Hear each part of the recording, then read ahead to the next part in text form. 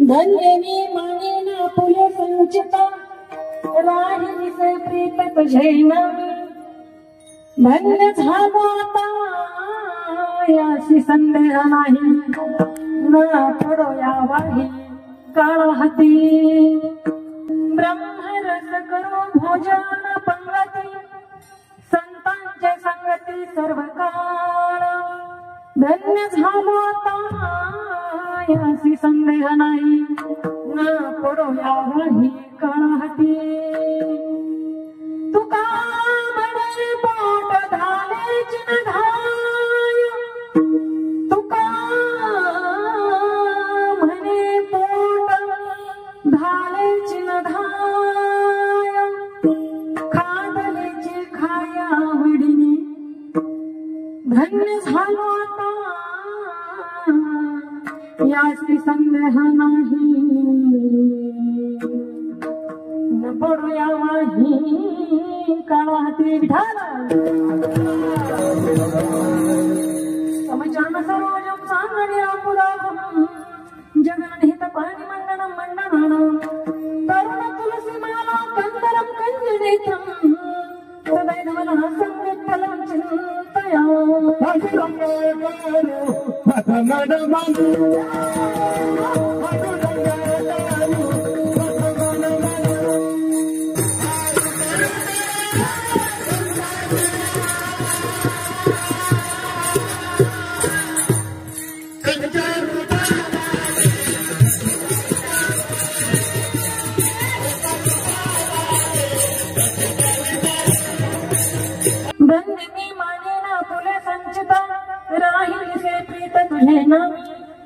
धन्य झालो आता याशी संदेह नाही न पडो यावाही काळाती प्रस्तुत प्राप्त प्रसंगी कीर्तन रूपी सेवे करता भगवंताच्या सेवे करता नहे जमलेल्या तुम्हा सर्व संत श्रोतेजन समर्थ माय बापांच्या सेवे करता निवडलेला अभंग जगद्गुरु विश्ववंदनीय श्री क्षेत्र देहू निवासी वैराग्याचे महामेरू संत हृदय सम्राट संत शिरोमणी श्री तुकोबाराय यांचा असा हा 4 चरणांचा उत्कृष्ट असा अभंग आणि सेवेकरता निवडलेला आहे विठा अभंग जगद्गुरु तुकोबारायांचा आहे 4 चरणांचा आहे आणि प्रस्तुत अभंगामध्ये जगद्गुरु श्री तुकाराम महाराज स्वतःच्या संचिताला धन्यता देत आहेत बरं का स्वतःच संचित धन्य आहे असं मानतात जगद्गुरु तुकोबाराय का मानतात कशामुळे मानतात अभंगामध्ये व्यवस्थित विवेचन आपण पाहणार आहोत तत्पूर्वी थोडासा परिहार द्यायचा तो म्हणजे असा की या ठिकाणी श्री क्षेत्र संभाजीनगर या ठिकाणी असणारा हा गेली 17 वर्ष अविरतपणे अखंडपणे चालू असणारा हा अखंड हरिनाम सप्ताह त्यामध्ये आजची ही असणारी 6व्या दिवसाची सेवा माझ्यासारख्या पामाराकडे यावी हे खरोखर मी माझं महत्भाग्य समजते बर का आदरणीय हरिभक्त परायण वैकुंठवासी श्री बाबूरावजी वाघ गुरुजी यांच्या प्रेरणेने यांच्या मार्गदर्शनाने सुरू झालेला हा अखंड हरिनाम सप्ताह ते गेल्यानंतरही या कार्यक्रमामध्ये जी काही कमिटी आहे त्या कमिटीनं सुंदर प्रकारे हा कार्यक्रम पुढे चालू ठेवला या ठिकाणी सुंदर अशी ज्यांची उपस्थिती आहे हरिभक्त परायण आदरणीय श्री केशव महाराज चावरे अण्णा मराठवाडा वारकरी मंडळ अध्यक्ष जोरदार अण्णांसाठी आपण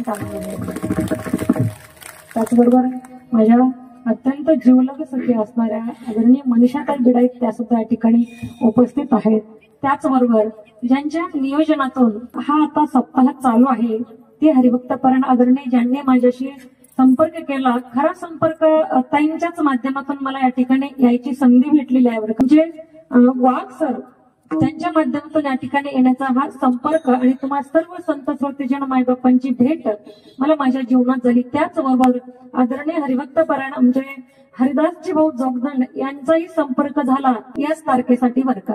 त्यांचे धन्यवाद व्यक्त करते. आणि त्यानंतर सर्व आमची कलाकार मंडळी या ठिकाणी आता ज्यांनी चाल गायली आदरणीय हरिभक्त परायण आमचे डॉक्टर साहेब बरोबर ना. हा, कीर्तन करण्यापेक्षा किंवा बोलण्यापेक्षा तुम्हाला खरं सांगून जाईल बरं का मी, गायन फार अवघड आहे. त्याच्यासाठी घासावं लागतंय. ज्याला बोलता येतं, मी म्हणेल ज्याला बोलता येतं तो नक्की कीर्तन करेल, भले तो अभंगावर बोलेल न बोलेल पण तो बोलेल नक्की. पण ज्याला गायन करता येत नाही तो गायनासाठी उभाच राहू शकत नाही. म्हणून गायन ही कला अत्यंत श्रेष्ठ आहे. कलाकार मंडळी आहेत. कलाकार कोणाला म्हणायचे? कलाकार सांगून जाईल जो उम्र भर बांध कर रख सकता है, जो उम्र भर बांध कर रख सकता है उसे प्यार कहते हैं. और अपनी कला से जो दुनिया को हिला सकता है उन्हें कलाकार कहते हैं, उन्हें कलाकार कहते हैं.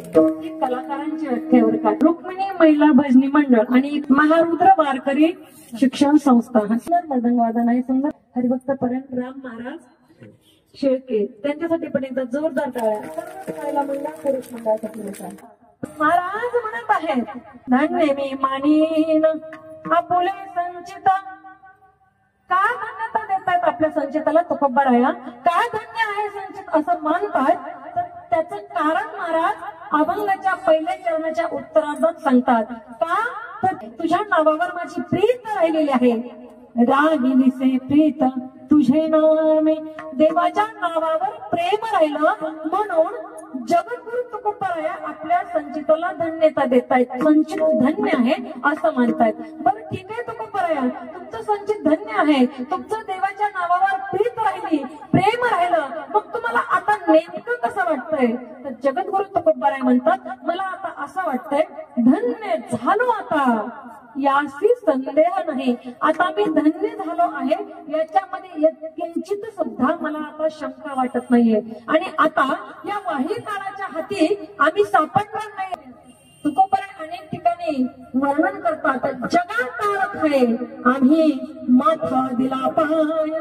जगाला काळ खात असेल पण आम्ही त्याच काळाच्या माथ्यावर पाय देऊन उभा आहोत असं जगद्गुरु तुकोबाराया छाती ठणकावून सांगतायत की बाबांनो आम्ही आता या वाही काळाच्या हाती पडणार नाही. बरं ठीक आहे तुकोबाराया, तुम्ही आता या वाही काळाच्या हाती पडणार नाही, तुम्ही धन्य झालाय, तुम्हाला आता याच्यामध्ये शंका नाहीये, मग तुम्ही आता काय करणार आहात पुढे? तर आम्ही आता एकच करणार. काय करणार? ब्रह्मरस करू भोजन पंगती संतांच्या संगती सर्व काळ. आम्ही आता संतांच्या संगतीमध्ये ब्रह्मरसाचा आस्वाद घेणार आहोत. ब्रह्मरसाच्या पंगतीमध्ये आम्ही बसलेलो आहोत ना, तर त्या ब्रह्मरसाचा आस्वाद आम्ही घेणार आहोत. काय होतं ब्रह्मरसाचा आस्वाद घेतल्यानंतर? वर्णन करतात महाराज ब्रह्मरस घेई काढा तेने पिढा वारेल. वारेल म्हणजे मरेल, मरेल म्हणजे पुन्हा येणे नाही. आपल्याकडे म्हणतात पोटाला आले पाठीला आले, काही पोटाला पाठीला येतात आले तरी ते आपल्याला ओळख देत. काय म्हटले महाराज? आता अवघी चिंता वारली. कशाने? ब्रह्मरसाचा काढा घेतल्यानंतर आता आम्हाला आमची चिंता उरतच नाही. वारली म्हणजे ती मरून जाते. आम्ही त्या ब्रह्मरसाचा काढा घेणार आहोत. आणि तोही कसा? संतांची संगती सर्व काळ. सर्व काळ त्या संतांच्या संगतीमध्ये आम्ही राहून त्या ब्रह्मरसाचा आस्वाद घेणार आहोत. जगद्गुरु तुकोबाराया शेवटच्या चरणात म्हणतात की आता आम्ही जे ब्रह्मरसाचं सेवन करतोय, आम्ही जे भगवंताचं नामस्मरण करतोय, नामचिंतन करतोय, जयघोष करतोय, ते करताना आमचं पोट भरत नाही, आपलंही पोट भरत नाही. सकाळी 6 वाजता उठले की 6:30 पर्यंत चहा पाहिजे. चहा 4-2 बिस्किट टोस्ट खारी का असं. 9 वाजता प्लेट भरून पोहे, प्लेट भरून शिरा पाहिजे. 12 वाजले की ताट भरून जेवायला पाहिजे. 4 वाजले की ताटभर चहा झालंच. पुन्हा संध्याकाळी जेवण आहेच. 10 वाजता काहीतरी मिळेल थोडस दिवस जरा पोटात भूक लागण्यासारखं झालंय. सकाळी उठल्यापासून एवढा खातो आपण, पण आपलंही पोट भरतच नाही. पुन्हा दुसऱ्या दिवशी उठल्यानंतर तेच. असं म्हणतो का काल आता एवढं मोठं खाल्लंय आपण रात्री, आज जरा उशिरा नाही 6ला 6:30ला चहा घेणार म्हणजे घेणार आपण. जसं या भौतिक जीवनामध्ये आपलं पोट खाण्याने भरत नाही, तसं जगद्गुरु तुकोबराय म्हणतात की आमचं पोटही भरत नाही, पण कशाने? तुकोबराय म्हणतात, तुका म्हणे पोट धालेची न धाय. कशाने? खागलेची खाय आवडणे. जे आम्ही ब्रह्मरसाचं सेवन केलंय, जे आम्ही भगवंताचं नामस्मरण केलंय, जे आम्ही चिंतन केलंय, ते कितीही केलं तरी सुद्धा आमचं पोट भरत नाही. हा झाला अभंगाचा सरळ भावार्थ. आता जर कोणाला झोपायचं असेलच, झोपायचंय का? नाही झोपायचं नाहीये. कारण अनंत काळापासून या आपल्या असणाऱ्या डोक्यामध्ये अज्ञानरूपी अंधकार आहे ना, तो 2 तास कीर्तनामध्ये जागे राहून जागृत व्हायचंय. त्याचं नाव कीर्तन आहे. आणि म्हणून कीर्तनात कुणीही झोपायचं नाही. आणि कुणी झोपलं तर त्याला शेजाऱ्याची शपथ. विठाल जगद्गुरु तुकोबराय म्हणतात, मी माझ्या संचिताला धन्यता देत आहे, धन्य मानतो आहे. ज्या अर्थी जगद्गुरु तुकोबरायांना जागा नाही पुढे सका, ज्या अर्थी तुकोबरायांचं भगवंताच्या नावावर प्रेम राहत आहे, त्या अर्थी तुकोबरायांना भगवान परमात्मा नक्कीच भेटला असेल. बरोबर आहे? याच्यामध्ये कोणाला शंका आहे का? नाही. जगद्गुरु तुकोबरायांना देव भेटला याच्यामध्ये कोणीही शंका घेऊ शकत नाहीये. बरं, देव भेटणं एवढं सोपं आहे का? बाजारात गेलो, मंडीमध्ये गेलो, मार्केटला गेलो, 10 किलो देव आणला, 5 किलो लागला तेवढा बाहेर ठेवला, 5 किलो फ्रीज मध्ये ठेवला, लागेल तसा काढला, असं काही आहे का? नाही. देव भेटण्यासाठी अत्यंत दुर्लभ अशा गोष्टी शास्त्राने सांगितल्या बरं का. कोणकोणत्या ऐका? 3 गोष्टी, एकापेक्षा एक दुर्लभ. कोणकोणत्या? दुर्लभम त्रयमय वैकता देवानुग्रहेतुकम मनुष्यत्व मोक्षत्व महापुरुष संश्रय. कोणकोणत्या गोष्टी? मनुष्य जन्म अत्यंत दुर्लभ. किती दुर्लभ? मनुष्य जन्म अनमोल.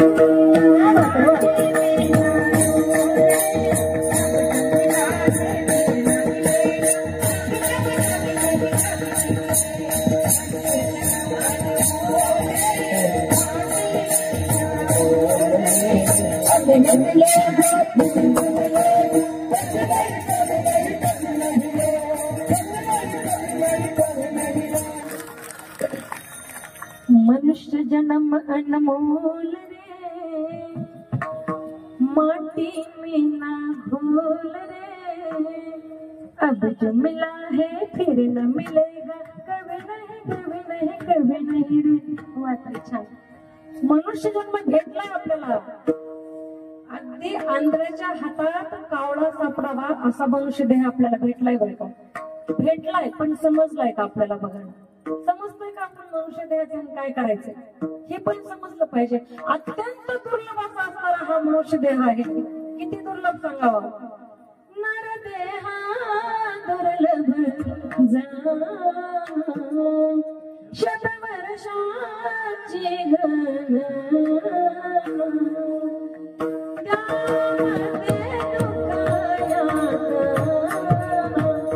तुम्ही आठवा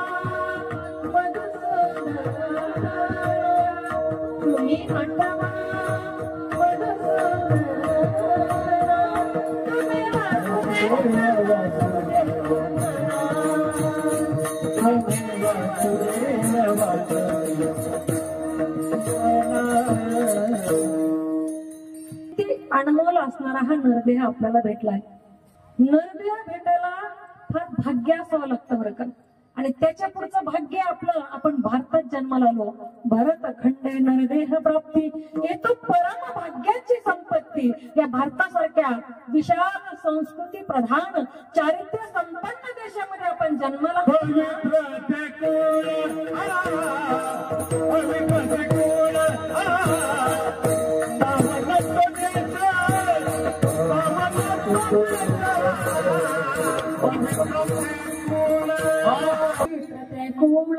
पावन तो देश जेथे हरीचे दास जन्म घेते.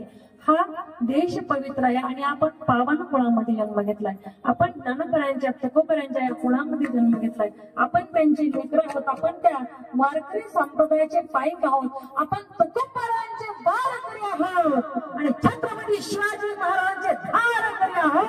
आणि म्हणून आपण खरंच आपल्या संचिताला सुद्धा धन्यता दिली पाहिजे. विठाल अत्यंत दुर्लभ असा असणारा नरदेह यह लोकीचा हा देह देव इच्छिता ती पाहे. धन्य मी जन्मालो दास विठोबाचे झालो. अहो या देहाची कामना स्वर्गातले अमर देव सुद्धा करतात.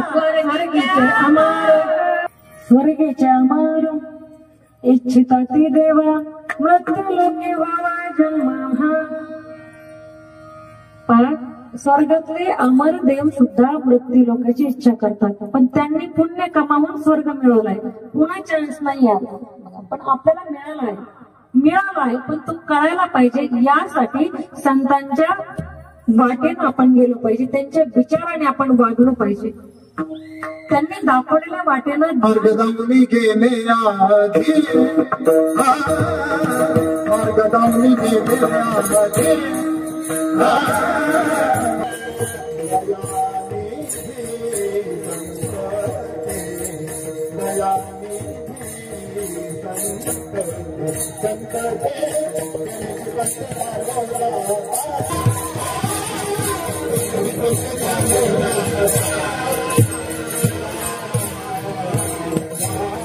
एवढं गोड गायन ऐकता तुम्ही हात सगळ्यांनी सोबत आणलेत ना.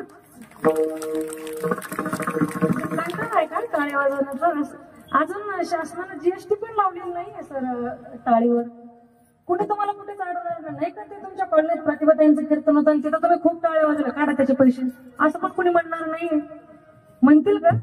कुठे टोल नाका पण नाहीये, पावती फाडावं लागत नाही. टाळी वाजवण्याच्या फायद्यात सांगू तुम्हाला.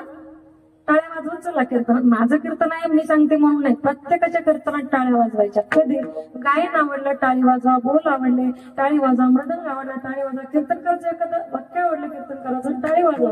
त्याचे फायदे पण आहेत, भरपूर फायदे आहेत. त्याच्यापैकी 2-4 सांगते बघा. टाळी वाजवल्यानंतर मच्छर आपल्या जवळ येत नाही. मरायला येईल का? टाळी सापडून मेलं तर त्याला भीती वाटते ना, तर मच्छर येत नाही. आपल्या शेजारचं झोपलं तर आपल्या टाळीने जाग होतात. त्याने ऐकलेल्या कीर्तनाचा अर्थ कोणी आपल्याला भेटतं. किती फायदे टाळीचे आहेत. टाळी वाजवल्यानंतर या दोन्ही हाताचं एकमेकावर घर्षण होतं आणि ब्लड सर्क्युलेशन क्रिया चांगल्या प्रकारे होते. 99% हार्ट अटॅक येण्याचं प्रमाण कमी होतं. येतच नाही मी म्हणणारच नाही, तर येतच नाही असं नाही म्हणणार मी. 99% हे प्रमाण कमी होतं. म्हणून तरी टाळी वाजवू.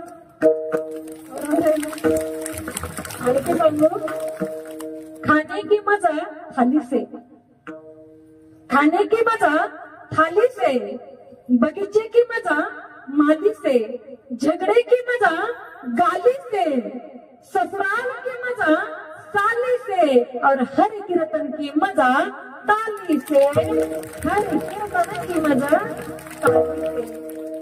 म्हणून टाळी तर वाजलीच पाहिजे.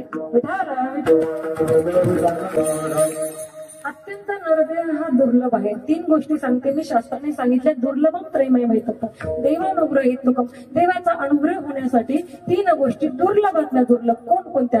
मनुष्यत्व, मुमुक्षत्व आणि संतांचा सहवास. अत्यंत दुर्लभ गोष्टी. मनुष्य जन्म किती दुर्लभ पाहिलं. आता मोक्षाची इच्छा मनात कुणाच्या निर्माण होते? तुम्ही आम्ही संसारिक माणसं. आपल्या मनात एवढंच, ल्यावे खावे बरे असावे सदैव, हेच करी हाव संसारी किंवा वाढावे संतान गृही व्हावे धनधान्य. याच्या पुढे आपली इच्छा जास्त होत नाही. आपलंच बरं असावं. शेती बाडी घर दार बंगला बायको लेकरं बस. आपली दुनिया इतकीच बेडकासारखी धक्क्यातली दुनिया. आपण विचारावं कोणाला, भाऊ कोणासाठी काम करतो? बरं का भाऊ, कोणासाठी काम करतो तुम्ही? तेच एक बायकोन 2 लेकरं. कामच त्यांच्यासाठी, तरी त्यांना पुरतच नाही. त्यांच्यासाठीच चाललेले. संसारिकाची इच्छा जास्त पुढे जात नाही.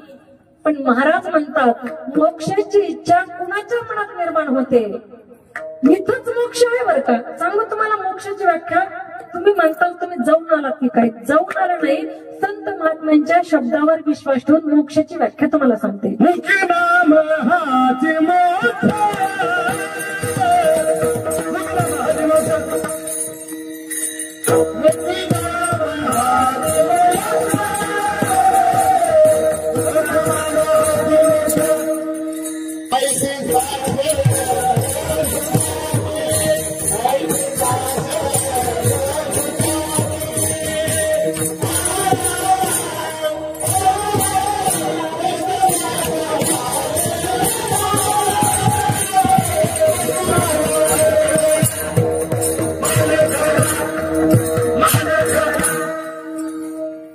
क्या बात.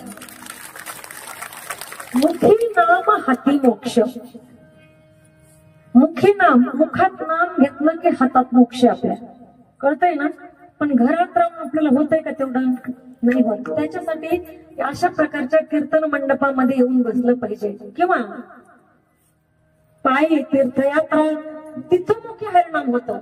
पायी तीर्थयात्रा मुखी राम नाम, तिकडं मुखात रामनाम येतं. तीर्थाला गेल्यानंतर येतं, कीर्तन झाल्यानंतर तर येतं. कीर्तनकार ओरडतोय अरे विठ्ठल विठ्ठल म्हणा, विठ्ठल विठ्ठल म्हणा. बरेच जण म्हणतात, पण त्यातही काही महाभाग अशा असतात माहितच म्हणत. शेवट कीर्तन संपल्यावर बाहेर म्हणत काय ओरडत होती ती प्रतिभाताई, विठ्ठल विठ्ठल म्हणा, विठ्ठल विठ्ठल म्हणा. पण पठ्या नाहीच म्हणला. कुणाच्या बापाचं काय गेलं बाबा? आमच्या पाकिट मधला रुपये कमी होणार नाही. कीर्तनकार येतो, गातो, कीर्तन करतो, त्याचा स्वार्थ साधतो, पॉकेटही भेटतं, त्याच्या मुखातून हरिनामही होतं. पण तुमचं काय फायदा? म्हणून मध्यंतरी जेव्हा जेव्हा कीर्तनकार विठ्ठल विठ्ठल म्हणतील तेव्हा तुम्ही मुखाने विठ्ठल विठ्ठल म्हणायचे आणि हाताने टाळी वाजवायची. म्हणून त्यात आपलाही फायदा आहे. महाराज म्हणले मोक्ष काय? फक्त आणि फक्त तुम्ही नाम घेतलं तर तुम्हाला मोक्ष.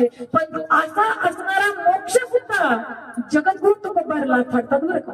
मोक्ष आम्हा घरी कामारी हे दास. आमच्या घरात दासी म्हणून काम करतोय तुझा मोक्ष देवा. आम्हाला नको मोक्ष. मग मुक्ती तुकोबार म्हणे, तुका म्हणे मुक्ती बरी दिली नोवरी. आता दिवस जारी खेळली. किती दिवस आहेत आपले? किती दिवस राहिले तर? दिवस किती राहिलेत आपले? बघा बाबा, तुमचं वय काय? बाबा तुमचं वय 70, 71. मग तुमच्या आता 29 वर्ष राहिले ना. म्हणजे बस का तेवढं का द्यायची वाढवून?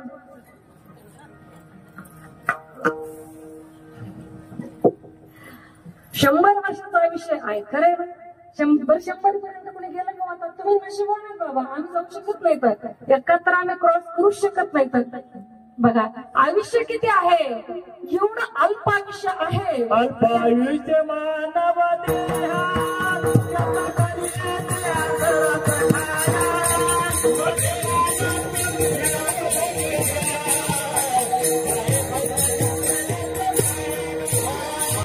अत्यंत अल्प आयुष्य हा देह आहे बरं का. आणि त्याच्यातून वेळ काढून आपल्याला करायचंय बरं का. वेळ निघतच नसतो, तो काढावा लागत असतो. कीर्तन ऐकायला यावंच लागतं. प्रपंच होतच राहतो. असं कधी पाहिलं का लग्न झाले आणि लग्न झालेले मुलगा मुलगी एका ऑफिसमध्ये गेले, ऑफिसमध्ये त्यांनी अर्ज लिहिला, महोदय विनंती विशेष, आमच्या लग्नाला 2 वर्ष झालेली आहेत तरी आम्हाला मूल होणे बाबा. असं कोणी अर्ज लिहिला आतापर्यंत? महिला पुरुष कोणी लिहिलाच नाही. ते होणारच आहे. संसार होतच राहतो, पण परमार्थ करावाच लागतो. तो इथं आल्याशिवाय कळत नाही बरं का. म्हणून महाराज म्हणले मनुष्य देह अत्यंत दुर्लभ आहे. त्यापेक्षा मोक्षाची इच्छा मनात निर्माण होणे फार दुर्लभ आहे. मोक्षाची इच्छा कुणाच्या मनात निर्माण होते? साधू संतांच्या महात्म्यांच्या जिथं भगवंताने घर केलं आहे त्यांच्या अंतःकरणामध्ये, त्यांच्या मनात इच्छा होते. मोक्ष म्हणजे काय तर मुखाने हरिनाम घेणं. आणि स्वर्ग म्हणजे काय सांगू का तुम्हाला? छोटीशी व्याख्या सांगते मी. स्वर्ग म्हणजे काय? एकाच घरामध्ये सासू सासरा सून आणि मुलगा गुण्या गोविंदाने एका विचाराने हसत खेळत जर राहत असतील ना, ते घर स्वर्गापेक्षा अजिबात कमी नाहीये. त्याला स्वर्ग म्हटलं पाहिजे. पण आता मुली पण अशा झाल्या बरं का, घराला स्वर्ग बनवतात आणि घरातल्यांना स्वर्गवाशी बनवतात डायरेक्ट. मनुष्य जन्म अत्यंत दुर्लभ, मोक्षाची इच्छा मनात निर्माण होणे अत्यंत दुर्लभ. मुखाला नाम येतच नाही हो, येऊच शकत नाही. त्यासाठी काय पाहिजे? अनंत जन्माची पुण्य लागते बर का. बहुत सुकृताची जोडी म्हणून विठ्ठली आवडी. विठ्ठल आवडाला असा तसा काही रिकामा नाहीये. अनंत जन्मीचे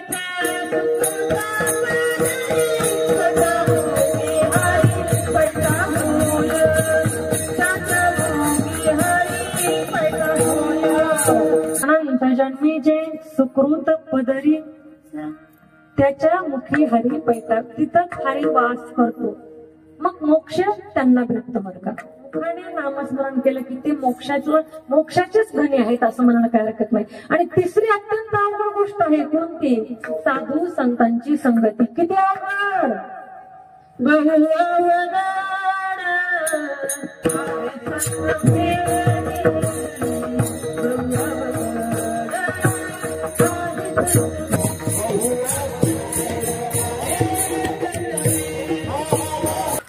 येथे पाहिजे जातीचे येरा गव्हाण्याचे काम नव्हे.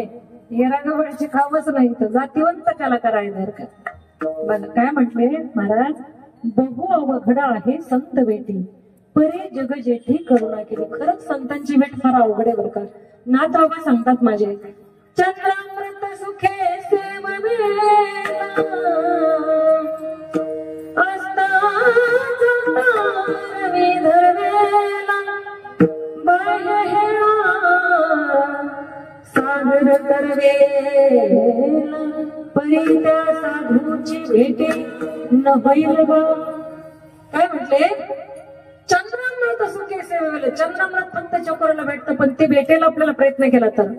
आस्था जाताना विदर्भेला आस्थाला जाणारा सूर्य कुणीच अडवू शकत नाही, पण तो सुद्धा तपाच्या बळावर अडवू शकू. बाह्य हेळा सागर करवेला, सागर पोहूनच जाणारा जलतरणपटू आणखी व्हायचाय संपूर्ण सागर. पण महाराज म्हटले ते सुद्धा होईल तपस साधनेच्या जोरावर, पण साधूची भेटी न होईल होऊ शकत नाही. साधूची भेटी. साधू या शब्दाचा अर्थ काय मी नेहमी सांगत असते, each and everything has a definition. प्रत्येक गोष्टीला एक विशिष्ट पूर्ण व्याख्या असते. कुणाला म्हणायचे साधू? कसे असतात साधू?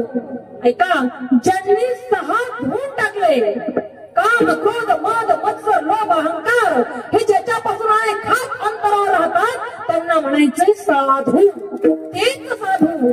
बाकी सगळे संधी साधू. संत कोणाला म्हणायचे? संत कोणाला म्हणायचे? ज्यांचा अंतच नाहीये त्यांना संत म्हणायचे. अंत आहे, ज्ञानोपरायांचा अंत आहे माझ्या. संजीवन समाधी आहे. आजही ज्ञानोपरायांची आपल्याला त्या ठिकाणी गेल्यानंतर स्पंदन जाणवतात, पण ज्याला जाणवायची त्याला जाणवतात बरं का. विठ्ठल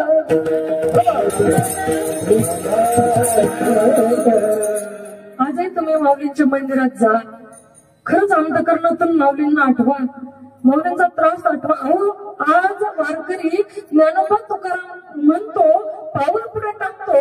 ज्ञानोबा तुकाराम आज वारकरी म्हटला रे म्हटला, त्याला संध्याकाळी गुलाबजाम खायला भेटतात, न मागता भेटतात. ताई ज्ञानोबा तुकाराम दिवसभर म्हटलं की संध्याकाळी न मागता गुलाबजाम भेटतात. पण त्याच ज्ञानोबारांना माझ्या मांडा भाजण्यासाठी खापर सुद्धा तत्कालीन लोकांनी दिलं नाही, मार्कांतांनी नाही दिलं. आठवा त्रास. माणसानं सहन करणं शिकलं पाहिजे बरं का. सहन आपल्याला करता आलं पाहिजे. आणि आपलं दुःख कुठेही सांगतच बसायचं नाही अजिबात बरं का. खरंच प्रत्येक घरामध्ये तुमच्या वेदनेवर चोळण्यासाठी मला भेटेल ना भेटेल माहित नाही, पण तुमच्या वेदनेवर चोळण्यासाठी प्रत्येक घरात मीठ मात्र नक्की असतं. म्हणून आपला त्रास, आपलं दुःख, आपल्या वेदना कोणालाही सांगत बसायच्या नाही. त्या सांगायच्या एक तर संताला आणि दुसरं म्हणजे भगवंताला. बस दुसरीकडे आपल्या वेदना कुठेच सांगायला नाही पाहिजे. आणि आपला अंतःकरण जो जाणतो त्याच्यासमोर उघड्या केल्या तर ठीक, नाहीतर लोक रडून ऐकतात आणि बाहेर जाऊन हसून सांगतात बरं का. आणि म्हणून आपला त्रास, आपलं दुःख, आपल्या वेदना देवापर्यंत आणि संतांपर्यंत मर्यादित ठेवा. विठ्ठल अतिशय दुर्लभ अशा प्रकारची असणारी ही संतांची भेट आहे. पण जगद्गुरु तुकोबराय म्हणतात की मला हा मनुष्य जन्म भेटला, मोक्षाची इच्छा अर्थात नाम संकीर्तन करण्याची इच्छा माझ्या मनात जागृत झाली आणि संतांचा मला सहवास भेटला. बाबाजी चैतन्यासारखा त्या ठिकाणी गुरुचा वरद हस्त तुकोबरायांच्या डोक्यावर पडला आणि म्हणून आता माझ्या भाग्याचा उदय झालाय. कोणत्या भाग्याचा उदय झाला ऐका ना. आपण कशाला भाग्य म्हणतो? अनेक वर्ष मुलाचं लग्न होत नसेल, जमलंच आणि लग्न झालं 42व्या वर्षी. खूप दिवस लग्न होत नव्हतं, लग्न झालं. माणसं म्हणतात काय भाग्य उदयाला आलं हो आमचं, आमच्या पोराचं लग्न झालं. आणि त्या पोराचं लग्न झाल्यानंतर लग्न आलं की दुसऱ्याच वर्षी आमच्याकडे येते ते म्हातारी दिंडी गावा निघायची. म्हणलं थांबा जरा दमय काही अहो मुलगा झाला, बाप पेढे वाटतो, घ्या पेढा घ्या पेढा घ्या पेढा. एकदा का 22-24 वर्षाचा झाला त्याचं लग्न झालं, दुसऱ्याच वर्षी मग खा जोडा खा जोडा खा जोडा विठाला.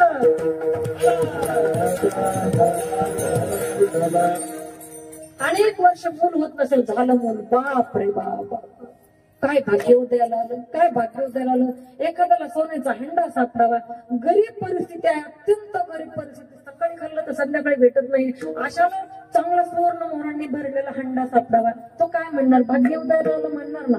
पण साधू संत महात्मे माझे याला भाग्य म्हटले नाही. ते काय म्हटले? हे भाग्य नाही.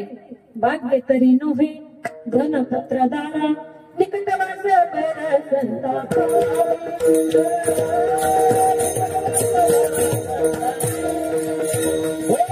वास बरा संतापाई. संतांच्या पायाजवळ आम्हाला वास भेटावा, त्यांचा सहवास भेटावा. आणि अशाच प्रकारे जगद्गुरु तुकोबरायांच्या त्या ठिकाणी माथ्यावर डोक्यावर बाबाजी चैतन्यासारख्या गुरूंचा वरद हस्त त्यांना लावला आणि म्हणून ते म्हणतात माझं भाग्य उदयाला आलं. पण कोणतं भाग्य ऐकणार? महाराज म्हणतात ते हे विषय वैराग्य जे आत्मलाभाचे भाग्य, जेने ब्रह्मानंद योग्य जीव होती. कोणतं भाग्य? वैराग्य रूपी भाग्य महाराजांचं उदयाला आलं. त्यामुळे भगवान परमात्म्याची भेट माझ्या तुकोबरायांना झाली. भगवान परमात्मा जगद्गुरु तुकोबरायांना भेटला. भेटल्यानंतर जगद्गुरु तुकोबरायांचं प्रेम भगवंतावर राहिलंच, याच्यामध्ये कसलीच त्या ठिकाणी शंका नाही, राहिलंच आहे. पण भगवंताच्या नावावर सुद्धा प्रेम तुकोबरायांचं राहतं. आणि म्हणून जगद्गुरु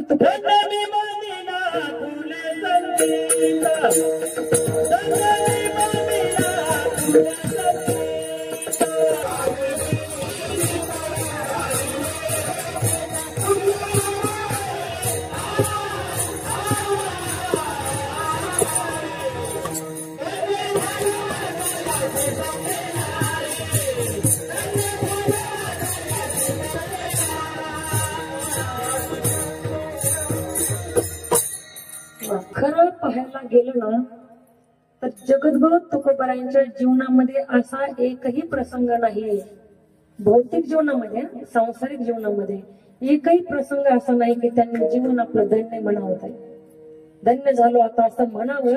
संसारामध्ये एकही प्रसंग नाही. बघा स्वतःच्या संसारामध्ये आई वडील गेले, थोरले बंधू वेडाच्या भरात घरातून निघून गेले, एक पत्नी अण्णांना करता वारली, त्यांच्या समोर त्यांचा मुलगा वारला, गावचा पाटील खोकला, दावणीचे बैल मेले. तेव्हा त्या ठिकाणी असणारं धनद्रव्य त्यांचं संपलं. तुकोबरामध्ये साधारण व्यक्तिमत्व नाहीये. लोक म्हणतात वारकरी संप्रदाय म्हणजे उगा गरीब आहे, गरीब नाहीच आहे वारकरी संप्रदाय.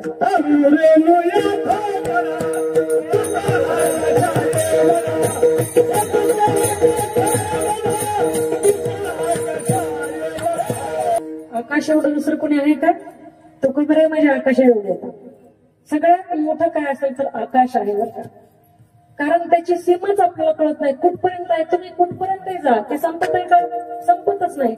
म्हणून तुका आकाशा एवढा एवढा श्रेष्ठ महान असणारा हा संप्रदाय आहे बरं का वारकरी संप्रदाय. लोक म्हणतात वारकरी संप्रदाय अंधश्रद्धेकडे घेऊन जातो. माझे जगद्गुरु तुकोबाराय म्हणतात असाध्य ते साध्य करिता सायास कारण अभ्यास तुका म्हणे. Study is the most important thing. तुकोबारायांचं म्हणणं आहे. मी माझ्या भाषेत सांगते अभ्यास फार महत्वाचा आहे, गरजेचं आहे महाराज सांगतात. मग त्या ठिकाणी असणारा वारकरी संप्रदाय कुठे घेऊन जातोय? अंधश्रद्धेकडे अजिबात घेऊन जाणारा हा संप्रदाय नाहीये. लोक म्हणतात अडाणी अशिक्षित असणारे वारकरी संप्रदायात असतात. PhD डॉक्टरेट झालेली माणसं या संप्रदायामध्ये कीर्तन करतात. क्षेत्रामध्ये उच्च विद्या विभूषित माणसं आहेत. त्यांना काय वेळ लागले का तिकडचं सोडून इकडे यायला? अरे खरं समाधान फक्त इथंच आहे म्हणून एवढ्या मोठ्या डिग्र्या कागद जमा करून ठेवले आम्ही पेटीमध्ये आणि इथं नाचतोय, गातोय, डोलतोय. कशासाठी? फक्त आणि फक्त आनंदासाठी. कारण नाम तुझे घेता देवा समाधान इथेच आहे. घरामध्ये कितीही तुम्ही शोधा समाधान सापडणारच नाही. कारण तिथं नाहीच आहे, संसारामध्ये नाहीच आहे. ते जिथं हरवलं तिथं सापडावं लागेल. सुई हरवली तिकडं अंधारामध्ये, सुई हरवली घरातून निघताना मावशीने इथं सापडली. म्हणलं मावशी काय सापडतं? म्हणे बाई प्रतिभाताई सुई हरवली. म्हटलं कुठं हरवली? म्हणलं तिकडं हरवली येताना. म्हणलं मग इथे काय सापडते? म्हणलं बाई इथं उजेड आहे ना म्हणून सापडते. कधी सापडेल का? इथं सापडेल का? उजेड आहे तरी तुला जिथं हरवली तिथं सापडावं लागेल ना. जिथं हरवले तिथे शोधावं लागतं. कुठेही शोधून उपयोग नाहीये. समाधान इथंच आहे. आणि खरंच त्या भगवंताचं नाव इतकं गोड आहे ना. गोड तुझे रूप गोड तुझे नाम देई मज प्रेम सर्व काळ. सर्व काळ तर भगवान परमात्मा प्रेम देतो, पण त्याचं नाम आपण घेतलं पाहिजे. आणि नाहीच घेतलं तर तूच म्हणतो अगर तू है मेरे नाम पे तो मैं हूँ तेरे काम पे. अगर तू है तेरे काम पे तो मैं भला मेरे धाम पे. मला पण गरज नाही तुझी. देव फार विचित्र आहे बरं का. आणखी आहे का? देव कसा आहे? टिट फॉर टॅट वाक्य ऐकले का आपण? टिट फॉर टॅट, जशास तसे. तू मला जेवढं बसशील मी तुला तेवढा पावर. देवाचं म्हणणं आहे. संत महात्मे सांगतात, पण संतांचं तसं नाहीये. आपण सारिके करीती तात्काळ. आपल्या स्वतःसारखं तात्काळ करण्याची शक्ती सामर्थ्य हे संतांमध्ये आहे. देव ते करत नाही. भक्ता राखी पायापाशी दुर्जनाशी संवार देव असाय. पण दुर्जनाला संत संहार करत नाही त्यांचा, तर त्यांच्यामध्ये असणारी दुर्जन बुद्धी त्याला त्याचा संहार करतात. धूर्तांचे तिमर जाओ किंवा जे खळांची व्यंकटी सांडो. खळ सांडो नाही म्हटले माझे ज्ञानोबा. काय म्हटले? जे खळांची व्यंकटी सांडो तया सत्कर्म रती वाढो. सत्कर्मामध्ये त्याची आवड वाढो. भूता परस्परे पडो मैत्र जीवांचे. म्हणून सांगायचंय मला, देव आपल्यासारखं करणार नाही, पण संत आपल्यासारखं करतात. म्हणून त्या संतांच्या मागे आपण गेलं पाहिजे. हा वारकरी संप्रदाय फार श्रेष्ठ आहे. तत्व सांगू वारकरी संप्रदायाचं फार आवडणार तत्व आहे बरं का मला. बघा या ठिकाणी एखादा 8 वर्षाचा मुलगा विना घेऊन सुंदर ते ध्यान म्हटलं बरं का डॉक्टर साहेब. त्याच ठिकाणी 80 वर्षाचे वयोवृद्ध कीर्तनकार बाबा येतात आणि 8 वर्षाच्या मुलाचं दर्शन घेतात. हे माझ्या वारकरी संप्रदायाचं तत्व आहे. आणि तत्वनिष्ठ संप्रदाय असणारा भक्त वारकरी संप्रदाय आहे.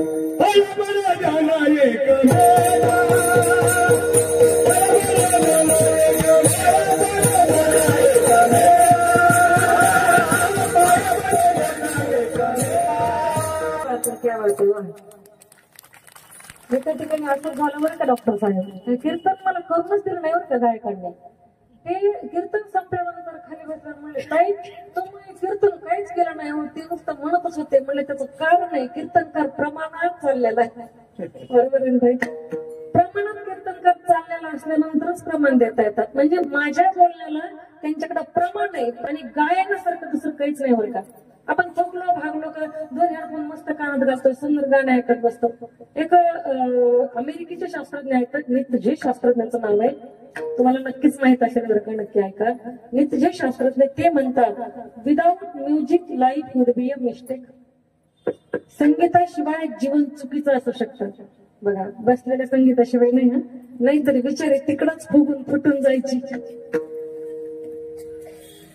बसलेली संगीता जीवनात आल्यापासून बिचाराचं काय काय वाटोळ झालं त्याची त्याला माहिती, आपल्याला त्याच्याशी काही घेणं देणं नाही. ऐका ना, संगीत मीन्स म्युझिक, गीत गायन, सॉंग. खरंच हृदयाची भाषा, music is the language of heart. हृदयाची भाषा संगीत, हृदयापासून निघाली की दुसऱ्या हृदयाला भिडल्याशिवाय राहत नाही. म्हणून संगीत फार गरजेचं आहे, फार गरजेची गोष्ट आहे. सांगत होते मी की संप्रदाय हा एकच, अनेक संप्रदाय आले, अनेक गेले.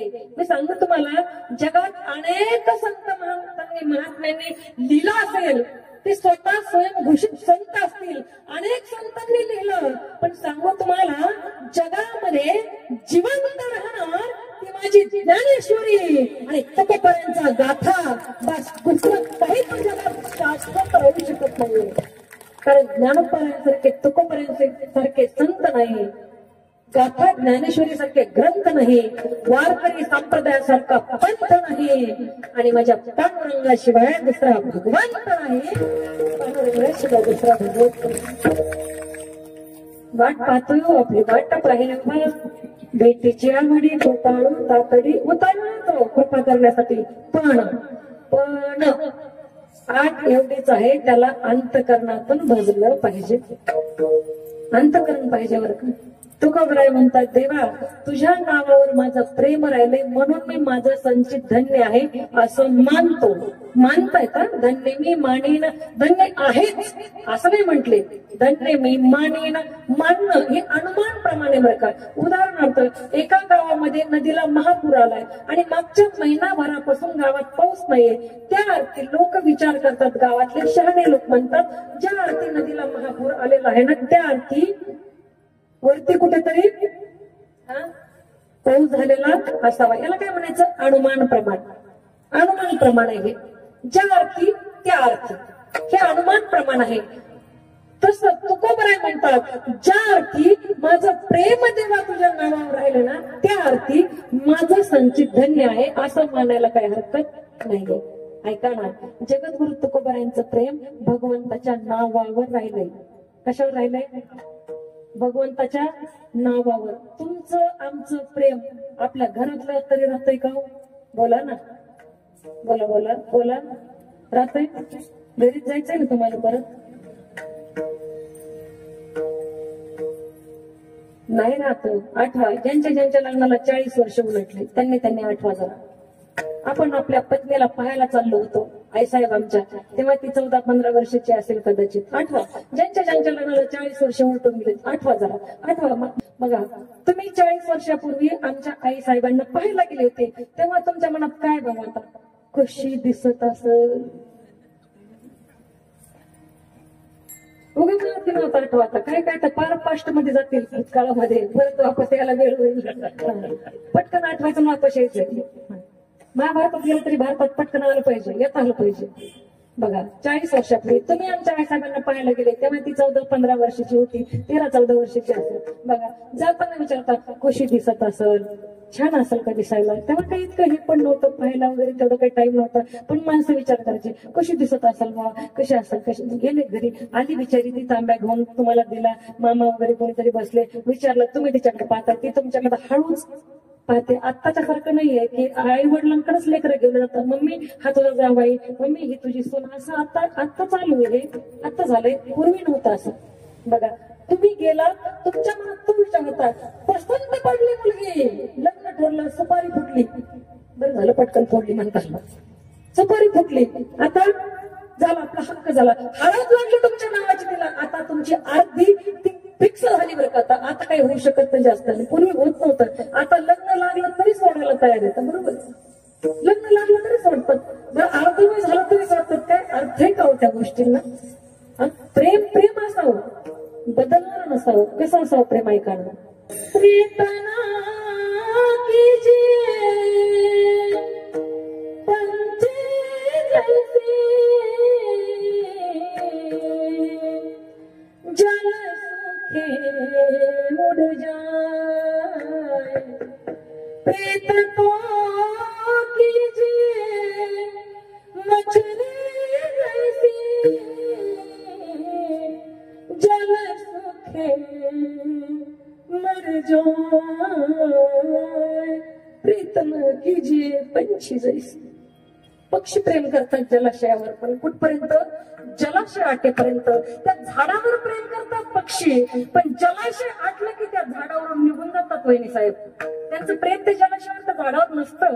झाडाचं प्रेम संपतं, जलाशय संपल्यानंतर ते निघून जातात. पण तुम्ही असं कधी ऐकलं का की एखाद्या जलाशयामध्ये मासे असतात, मासे 50, 100, 200 मासे रोडच्या कडेला आले आणि म्हणाले की का हो डॉक्टर साहेब, ऐका ना, तुमच्याकडे खूप मोठ्या मोठ्या गाड्या असतील, 4-4 गाड्या आणा आणि आम्हाला एका 200-400 माशांना तुमच्या दुसऱ्या तलावामध्ये नेऊन सोडता का प्लीज. असं म्हटलं एखादा मासा आपल्याला? नाही म्हणत. का म्हणत नाही? तो सोडतच नाहीये. तो बाहेर त्याचं जीवनच जल असते बरं का. म्हणून प्रीत तो कीजिए मच्छी जैसी, जल सुखे मर जाए. माणसानं तिथेच मरावं. पण प्रेम कधीच बदलू नये बरं का. प्रेमाची परिभाषा, प्रेम म्हणजे एका पुरुषानं एका महिलेवर करणं एवढी प्रेमाची संकुचित व्याख्या नाहीये. एका मुलानं मुलीवर, मुलीनं मुलावर एवढी संकुचित व्याख्या नाहीये. प्रेम कुणीही कुणावरही करावं. प्रेम स्वतःच्या आईवडिलावर करा, जन्म दिलाय, दुनिया दाखवली, प्रेम त्यांच्यावर करा. प्रेम परिवारावर करा, प्रेम भावंडावर करा, प्रेम शेजार घर म्हणून शेजाऱ्यावर करा, प्रेम प्राणी मात्रावर करा, प्रेम निसर्गावर करा. पण सर्वात जास्त प्रेम त्या माझ्या भगवंतावर आणि छत्रपती शिवाजी महाराजांच्या विचारावर करा. जन्म सफल झाल्याशिवाय होणार नाही.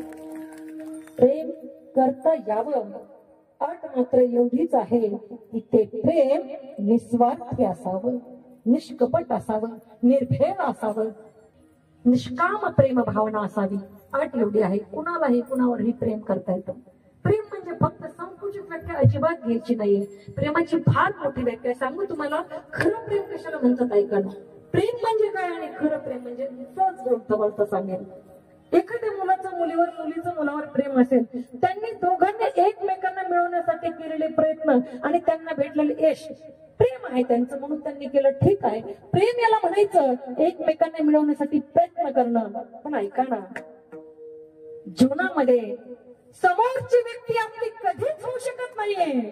समोरची व्यक्ती आपली कधीच होऊ शकत नाही हे माहीत असून सुद्धा दिवसेंदिवस त्याच्यावरचं प्रेम वृद्धिंगत होत जाणं याला म्हणतात खरं प्रेम. याला म्हणतात खरं प्रेम. माहितीये आपलं कधी होऊ शकत नाही ते, पण तरी त्याच्यावरचं प्रेम तसं बरंही कमी व्हायला तयार नाही, त्याला खरं प्रेम म्हणतात. आणखी सांगू, एकाला इजा झाली ना, दुसऱ्याच्या डोळ्यातून खळखळ पाणी आलं, त्याला म्हणायचं खरं प्रेम बरं का. त्याला खरं प्रेम म्हणायचं. प्रेम सुख दे, प्रेम सुख दे, प्रेम सुख दे, प्रेम सुख दे,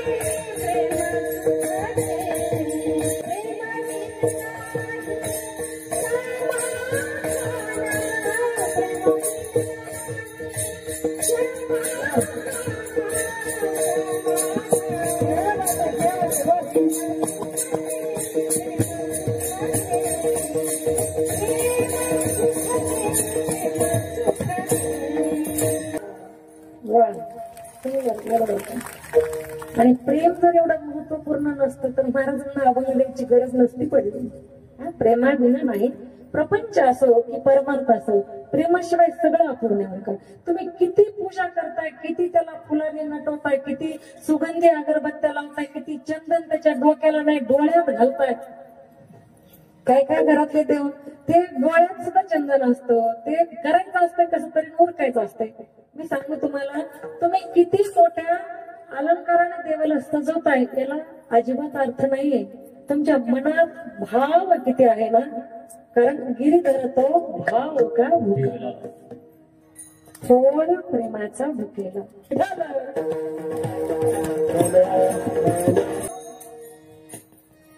मला वाटतं आपलं एकच चरण सुटलं आणि बाकीचे चरण सोडवलं, मग म्हणू का मी पुन्हा येईन, मी पुन्हा येईन. सरांनी सांगितलं फार चिंतनीय कीर्तन ऐकण्याची सवय बरं इथल्या श्रोत्यांना, आणि खरंय ते हसण्यासाठी अनेक साधनं येतात. मोबाईल उघडलं की हसून बेजार व्हायचे.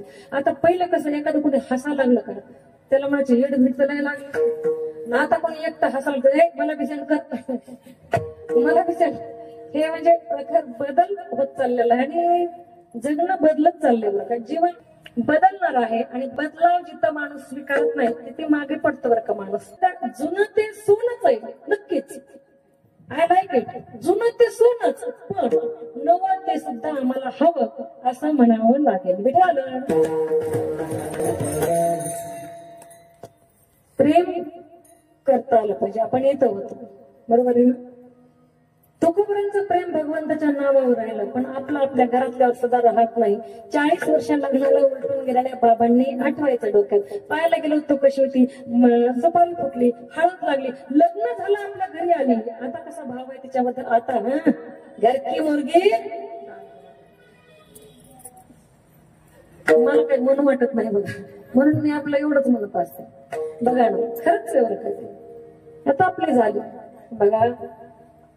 एखाद्या 40 वर्ष लग्न झालेल्या म्हाताऱ्यानं घरी यावं आणि म्हाताऱ्याला म्हणावं अगं काहीतरी खायला करणार. ती माहिती अहो जा तिकडे ते प्रतिभाताईचं कीर्तन आहे ते वाघ सर आहेत ना त्यांच्याकडे जेवायला देतील ते तुम्हाला जा तिकडं.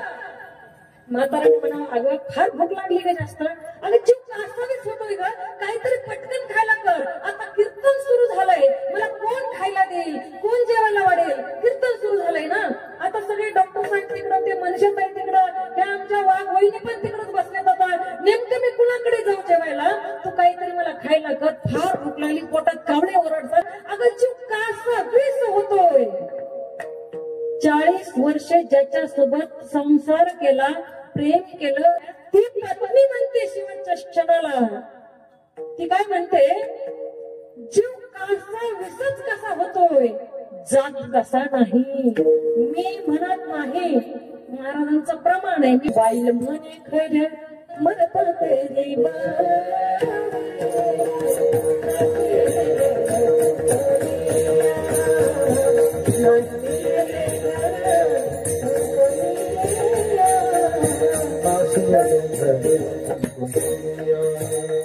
बाईल म्हणे खर. बाईल म्हणजे बायको, खर म्हणजे गाढव. बाईल म्हणे खर मरता तरी बरे का नाच येले घर. पोरांचे बंगले खराब करून टाकले कोणी म्हातारीने. कोण म्हणताय म्हातारी. ज्याच्यासोबत संसार केला ज्याच्यावर एवढं प्रेम केलं ज्याच्या एवढा त्या ठिकाणी हट्ट केला दाखवला हट्ट केला सगळं अशा इच्छा अपेक्षा पूर्ण करून घेतल्या महत्वाकांक्षा पूर्ण केल्या. तीच बायको शेवटला म्हणते जीव फक्त कासावीस कसा होतो. जावा जीवन फार अवघड आहे. आपला प्रेम आपल्या घरातल्यावर टिकू शकत नाहीये पण तुकोबरांचं प्रेम टिकलंय. आपलं खरंच टिकत नाही. आता मागच्या बघा 14 फेब्रुवारीला काय असतं. 14 फेब्रुवारी 14 फेब्रुवारी व्हॅलेंटाईन डे काय असतं त्या दिवशी प्रेमाचा दिवस हो ना बरोबर ना. तर मला असं वाटतं व्हॅलेंटाईन डे एकाच दिवशी साजरा करण्यापेक्षा 365 दिवस प्रेमाचा साजरा आपण केला पाहिजे. 365 दिवस प्रेम करा. त्याच्यासाठी एकच दिवस फक्त एक दिवस पुरणार नाहीये तो. 365 दिवस प्रेमानं वागा. प्रेम करा एकमेकावर प्रेमानं राहा. आणि खरं सांगू का बघा आमच्या गावाकडे बीड मध्ये एक जोड हातात हात घालून फिरत होतं. कधी 14 तारखेला व्हॅलेंटाईन डे दिवशी. दुपारी फिरले भरपूर फिरले. संध्याकाळी पुन्हा त्यांची माझी भेट झाली. मी दुपारी त्यांना पाहिलं. मी म्हटलं बाप रे दादांच्या बहिणीच्या लग्नाला एवढे 20 वर्ष उलटले तरी काय हातात हात घालून फिरतायत बरं का वहिनी. काय हातात हात घालून फिरतात. संध्याकाळी दादांची माझी भेट झाली. मी म्हटलं दादा किती प्रेम करता हो बहिणीवर किती प्रेम करता. म्हटलं काय झालं प्रतिभाताई. म्हटलं दुपारी मी पाहिलं तुम्हाला फार तुम्ही हातात हात घालून फिरत होते सुभाष रोडला दुकानासमोरून जात होते. मी पाहिलं तुम्हाला. काय प्रेम आहे तुमचं काय प्रेम आहे दादा. ते म्हणले प्रतिभाताई ते तसं नाही. मी म्हटलं मग कसं आहे. ते म्हटले हातातला हात मोडला की दुकानात घुसत येईल 5-10 हजाराला टाकतो मोडून हातात. प्रेम आहे का आपलं. प्रेम नाही. आम्ही एका घरी गेलो बघा आणि एका म्हाताऱ्या जोडप्यांच्या घरी आम्हाला नेलं चहा पिण्यासाठी. जेवण दुसरीकडे होतं पण चहा वगैरे प्यायला चला म्हणे बाबांच्या घरी कीर्तन करणे जायलाच लागतं, त्यांचा फार आग्रह असतो. म्हटलं ठीक आहे चला, काही हरकत नाही. गेलो आम्ही. बाबा आवाज देऊ लागले, अगं राणी आपल्याकडे महाराज आले, पाणी घेऊन येतेस का? मला वाटलं राणी म्हणजे नात वगैरे असेल त्यांची, आवाज देतात. ठीक आहे म्हटलं. मला वाटलं येईल आता, एखादी छोटी मुलगी वगैरे असेल किंवा सुनबाई असेल. बराच वेळ झाला राणी काही मधून येईनाच. राणी काही आतमधून, आणि बऱ्याच राण्या राजाचं ऐकत त्याच्या पुढे बोलू थोडं. प्रत्येक बायको म्हणते आपल्या नवऱ्याला, आमच्या त्यांना बाई काही.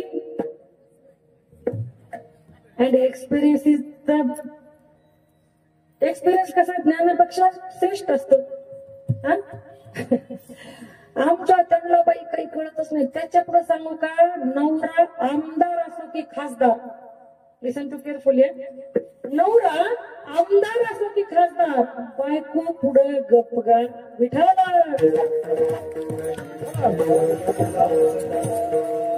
बाबा म्हणू लागले, अगं राणी ऐकतेस का? अगं पाणी आण, आपल्याकडे महाराज आलेत. राणी तरी यायला तयार नाही. पुन्हा ते बाबा म्हणले, अगं प्रिया पाणी घेऊन ये. मला वाटलं दुसरी नात असाल आता, प्रिया तिला सांगत असतील. राणीचा पत्ता नाही, प्रियाचा पत्ता नाही. मग 15-20 मिनिटानंतर म्हातारी अशी ट्रे मध्ये ग्लास घेऊन आली. तर हात होत होते थोडे, आणि घेऊन आली. मी म्हंटल बाबा ते राणी आणि प्रिया नाही आले. ते म्हणले हेच आहेत ते. कोण? ती म्हातारी आजी. मी म्हटलं दोन नाव ह्यांचीच का? म्हटले हो. म्हटलं बाबा असं कसं काय? फार प्रेम आहे. म्हटलं तुम्ही काय प्रेमाने आवाज देता? मी तर बाबाचं दर्शनच घेतलं. म्हटलं बाबा 40-45 वर्ष तुमच्या लग्नाला उलटून सुद्धा तुम्ही बायकोला राणी म्हणताय काय, प्रिया म्हणताय काय? ते म्हटले तसं नाही ना प्रतिमत. मी म्हणलो कसं आहे बाबा सांगा. बाबा सांगू लागले, मागच्या 6 महिन्यापूर्वी आमच्या दोघांची भांडणं झाली होती. म्हातारी एका मुलाकडे राहत होती, मी एका मुलाकडे राहत होतो, आणि 6 महिन्यामध्ये म्हातारीचं नाव विसरून गेलोय.